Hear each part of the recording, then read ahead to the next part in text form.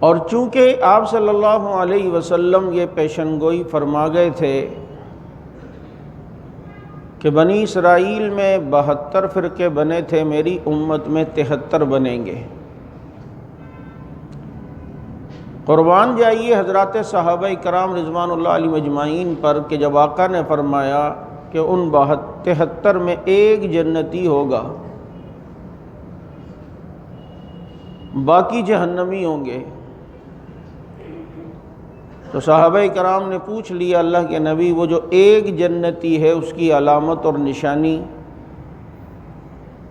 تو فرمایا ما انا علیہ و اصحابی، وہ میرے طریقے پہ چلے گا اور میرے صحابہ کے طریقے پہ چلے گا، وہ میرے نقش قدم پر چلے گا اور میرے صحابہ کے نقش قدم پر چلے گا۔ یعنی آپ صلی اللہ علیہ وسلم نے ہدایت کے لیے یہ اصول بتلایا مان علی و اصحابی، اور اسی سے اہل و سنت والجماعت بنائے کہ مان علی جو نبی کے نقش قدم پر تو اہل و سنت، و اصحابی جو صحابہ کے نقش قدم پر تو وہ نبی کی جماعت تو والجماعت۔ اس لیے یاد رکھیں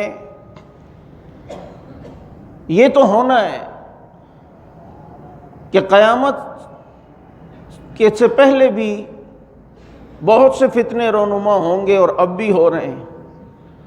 تو ہدایت کا ایک اصول اللہ کے نبی نے بتایا، اور قرآن کریم بھی اسی طرح کا مفہوم پیش کرتے ہوئے کہتا ہے وَمَن يُشَاقِقِ الرَّسُولَ مِن بَعْدِ مَا تَبَيَّنَ لَهُ الْهُدَىٰ، جس نے بھی ہدایت آنے کے بعد رسول کی مخالفت کی، اب وہ مخالفت کی صورت کیا ہوگی؟ تو آگے فرمایا وَيَتَّبِعْ غَيْرَ سَبِيلِ الْمُؤْمِنِينَ، جو صحابہ کے رستے کو چھوڑ جائے، کیونکہ جب یہ قرآن نازل ہو رہا ہے تو اس کے اول مخاطب جو مومن تھے وہ کون؟ صحابہ۔ وَيَتَّبِعْ غَيْرَ سَبِيلِ الْمُؤْمِنِينَ، اور اتباع کیا مومنوں کے رستے کے علاوہ کسی اور رستے کا، نُوَلِّهِ مَا تَوَلَّىٰ، اور ہم اسے چھوڑ دیتے ہیں، جہاں جانا چاہے جائے، وَنُصْلِهِ جہنم، اسے جہنم میں پھینکا جائے گا۔